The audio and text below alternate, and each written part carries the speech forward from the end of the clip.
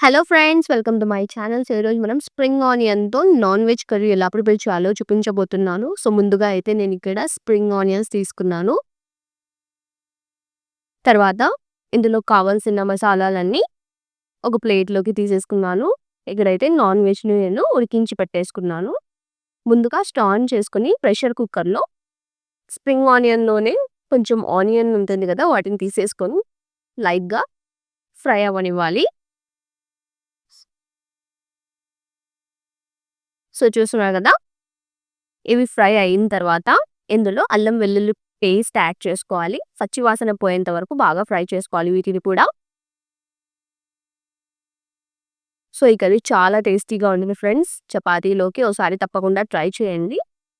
చాలా సింపుల్‌గా, క్విక్‌గా అయిపోతుంది. సో అల్లం వెల్లుల్లి పేస్ట్ పచ్చి వాసన పోయేంత వరకు ఫ్రై చేసుకొని ఇందులో ముందుగానే ఉడికించి పెట్టుకున్న మటన్ అయితే యాడ్ చేసేసుకున్నాను నేను. తర్వాత ఇందులోకి ఉప్పు, పసుపు, కారం వీటన్నిటిని యాడ్ చేసుకొని ఓసారి బాగా మిక్స్ చేసేసుకొని ఫ్రై చేసుకోవాలి. ఈ ప్రాసెస్ మొత్తం హై ఫ్లేమ్‌లోనే చేసుకోవచ్చు. తర్వాత ఫైనల్‌గా ఇందులో స్ప్రింగ్ ఆనియన్స్ వేసేసుకోవాలి. వీటిని బాగా మిక్స్ చేసేసుకొని కొంచెం సేపు కుక్ అవ్వనిద్దాం.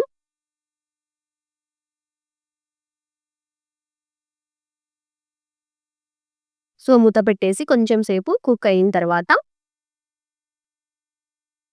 ఇందులో ముందుగా అయితే నేను అల్లం వెల్లుల్లి పేస్ట్ ప్రిపేర్ చేసేటప్పుడు మిగిలిన వాటర్ ఉంటుంది కదా! వాటిని యాడ్ చేసుకున్నాను.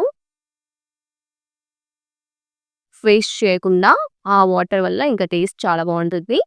సో మిక్స్ చేసేసి 2 విజిల్స్ వచ్చేంత వరకు కుక్ చేసుకుంటే ఎంతో టేస్టీగా spring onion non veg curry ready అయిపోయినట్టే. ఇందులోకి వేడి వేడిగా చపాతీ ఫ్రై చేసేసుకొని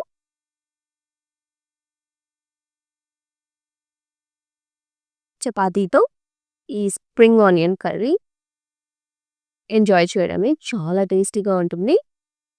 చూస్తున్నారు కదా ఎంత జ్యూసీగా ఉందో. ఓసారి మీరు కూడా తప్పకుండా ట్రై చేయండి. సో ఇలాంటి మరిన్ని వీడియోస్ కోసం మన ఛానల్‌ని